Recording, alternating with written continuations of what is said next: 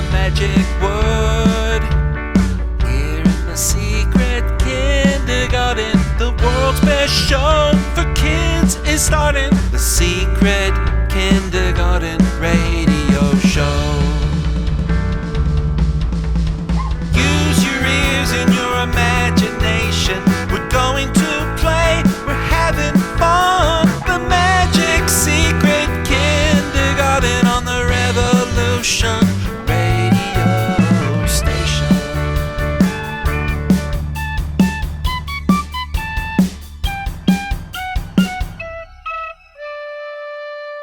Welcome back to the Secret Kindergarten. I'm your host, Gino. And today is the 17th of August. If you live in Europe or North America and other places on the top half of the world. And that's the 17th of August, and Manly P. Hall has this to say for your day today. The subconscious psychic life of the individual is like a mirror that faithfully reflects the outer personality. It can be no better and no worse than the circumstances by which it is created. So what the heck does that mean? That means think good things. Feel good. Be positive. And positive things are going to happen. Okay? So you keep it up. Keep up the good work. And down here in New Zealand, and for my friend Omega Logos in Australia, it's August the 18th. And on that day, today, Manly P. Hall has to say this: the proof of a spiritual doctrine is its power to change our lives for the better. And what does that mean? Well, the proof of a pudding being yummy is when you eat it. You're only going to know if dessert tastes nice, if that ice cream flavor tastes nice, if you eat it. So you got to believe in things, and you got to try them, and you got to see what happens. And just follow your heart. And that's that.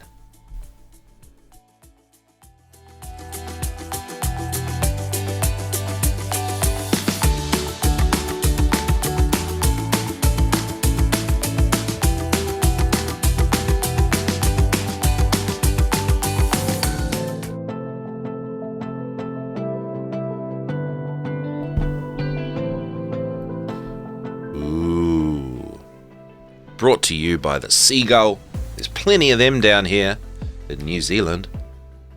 It's problem situations time. And what problems have we got to face today? Problem situation number 1. Are you ready? You are in the car with mum and dad, and you hear a police siren. Ah! Don't you hate police sirens? They're scary for no reason. And the police car is behind your car, and your mum and dad are pulling the car over. The policeman gets out of the car and walks up to the car you are in. What would you do?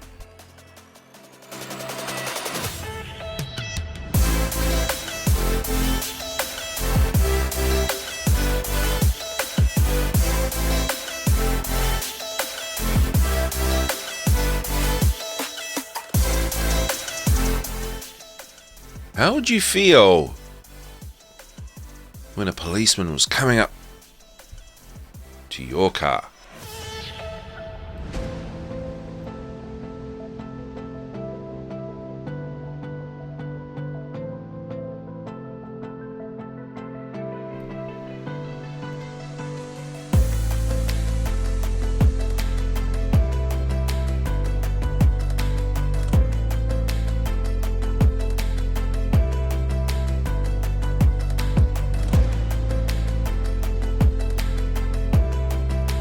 Alright.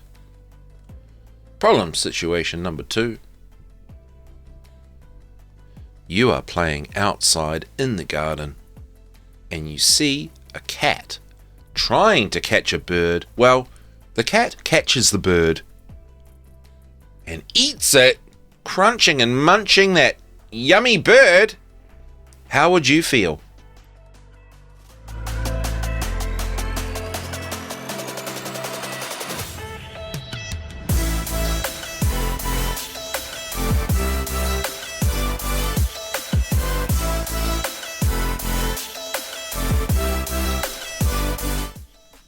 What would you do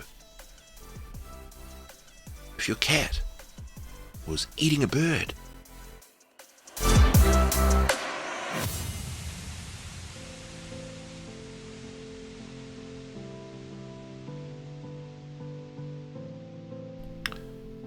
And Omega Logos says, don't follow your heart, follow your stomach. And that's your gut feeling. Especially when you're eating dessert.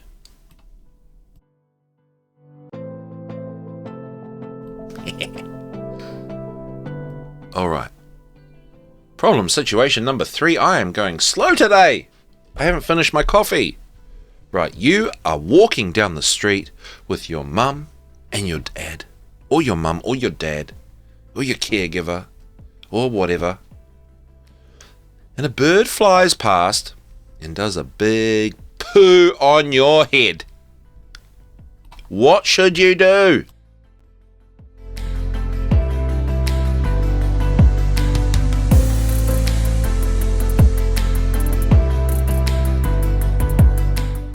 What choices do you have when there's bird poo all over your head?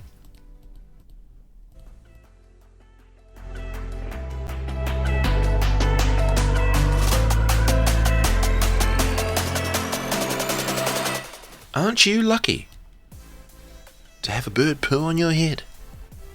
That's a sign of good luck, do you know?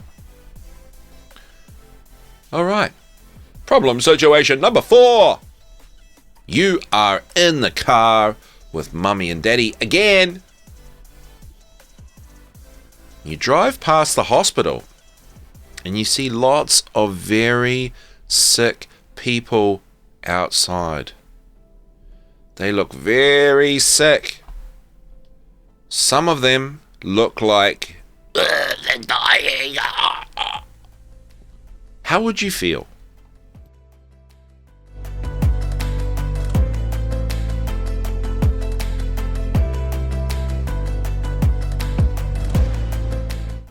What would you say?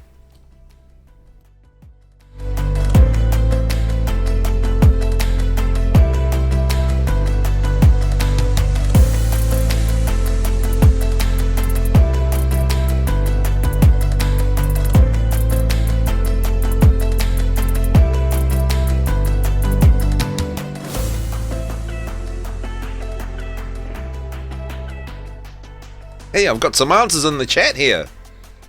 When a policeman comes up to your car, I would feel anxious and angry.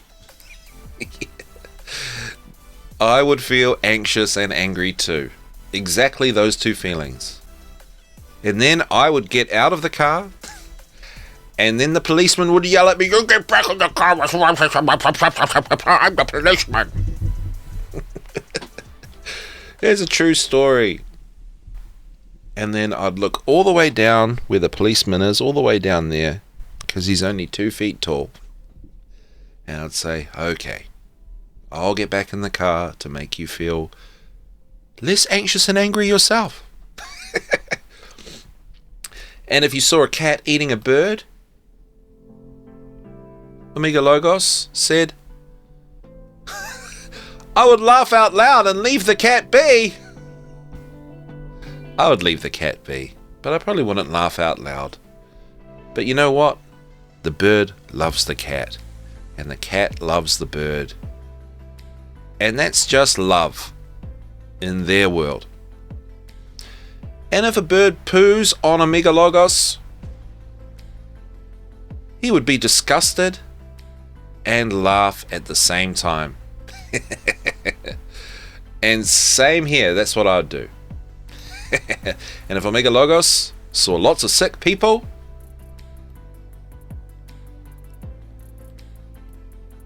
he would feel upset and say, we had best stay away from them. Okay. That's awesome. Thank you for your answers.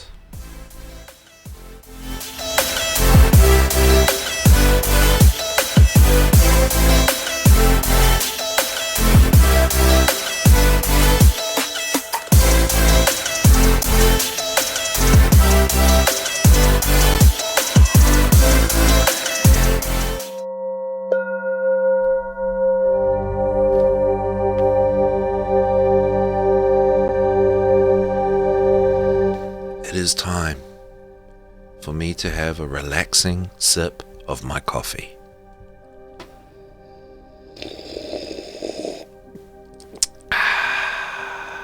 And it's also time for you to hear some affirmations. I'll give you 3. You are brave.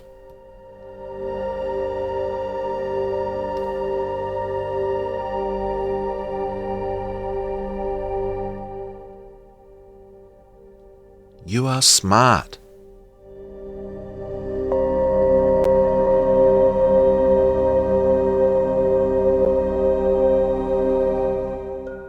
You are listening to me having another sip of coffee.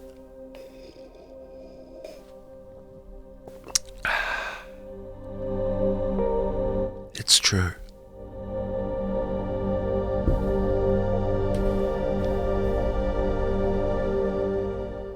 You are important.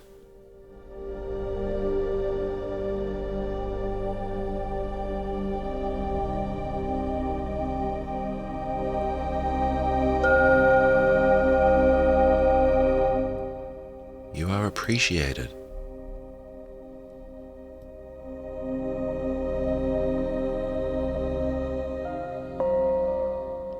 You are valued. And you're a good friend.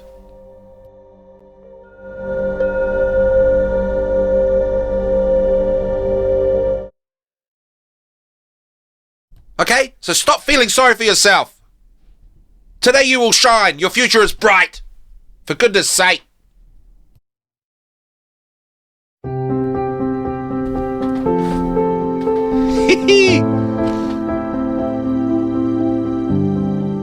Oh, it's my favorite part of the show.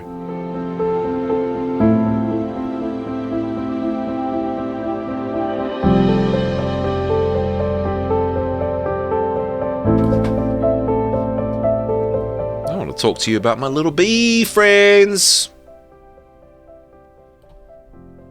Because they are beautiful. What goes on inside the hive? Well, let me tell you. In a honeybee colony, there are 3 types or castes of honeybees. There is one adult, queen. Remember from Maya the Bee? There are 100 or so male drones and thousands of workers, up to 80,000. Oh my goodness, in a big colony. The colony is like a castle. Workers guarding the entrance identify members of the same colony by their smell. Other workers go about their jobs in the hive, such as building cells or feeding grubs. At the heart of the colony is the queen. She lays eggs and is looked after by the workers, who are all her daughters.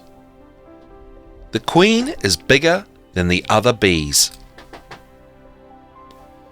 about 0.9 inches, 2.2 centimeters long. That's quite big for a bee.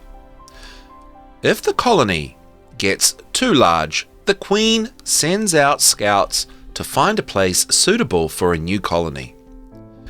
She then lays eggs that will become new queens and leaves the hive. A swarm of 10,000 or so bees accompanies the queen. They set up a new nest in the old hive. New queens soon hatch. One queen kills off all the others. The new queen then leaves the nest to mate with drones. She soon returns to lay eggs, and life in the hive returns to normal.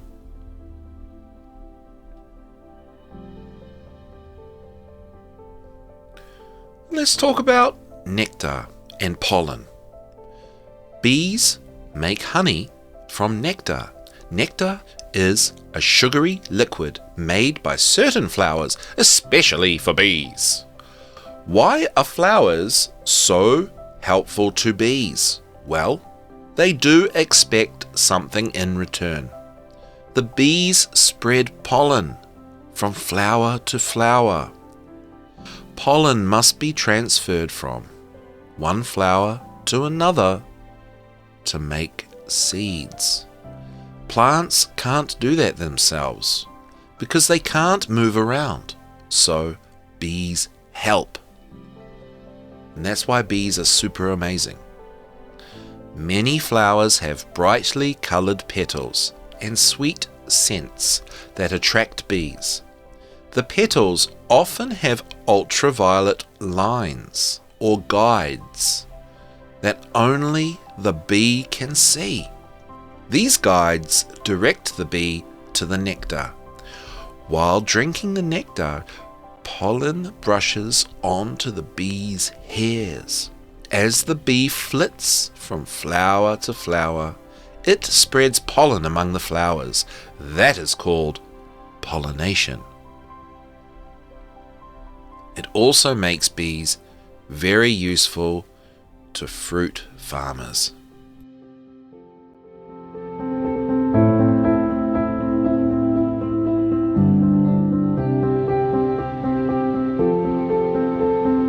Bees, bees, bees, bees, bees, bees, bees, bees, bees, bees, bees, bees, bees, bees, bees.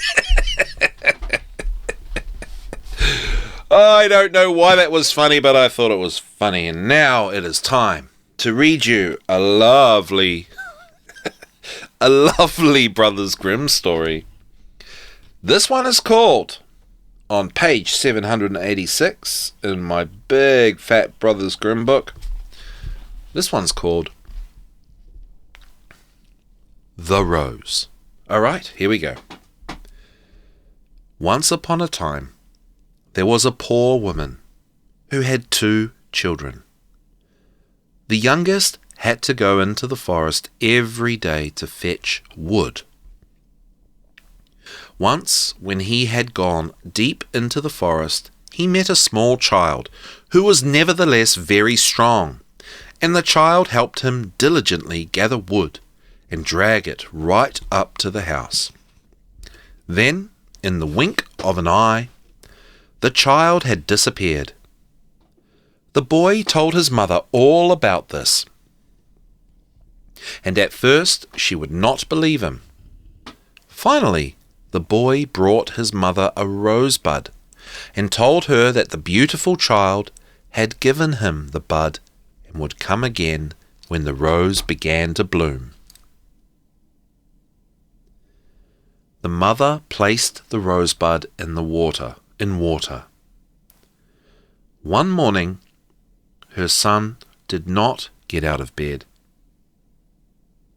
So she went to his bed and found him dead. But he lay there looking very content. And the rose reached full bloom that very same morning.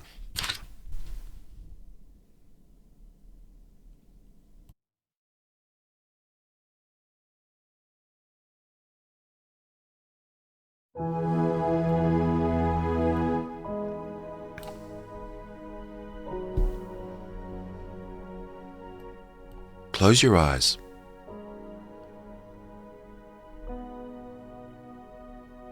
Imagine a TV screen. Turn on a channel.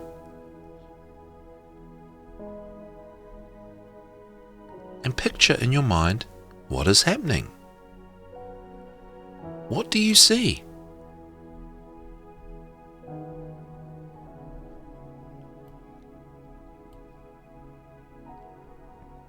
Can you see anything?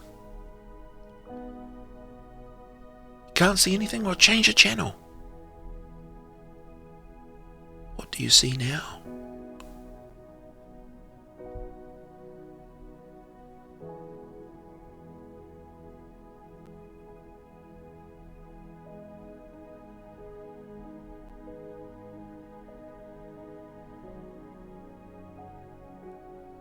And I love it when you use your imagination and you share what you can see on your little TV screen inside your mind.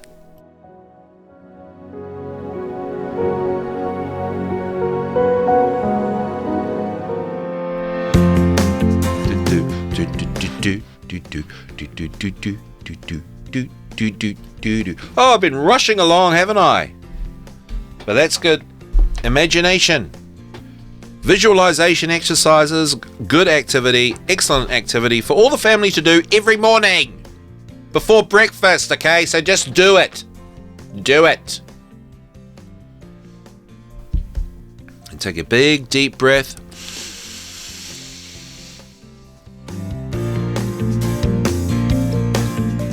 And breathe out. We made it to the bottom of the hour. Here at the Secret Kindergarten. Another big deep breath in. Relax your body. And breathe out. One more time. Relax your body and breathe in. And breathe out. That was 3 lovely big deep breaths.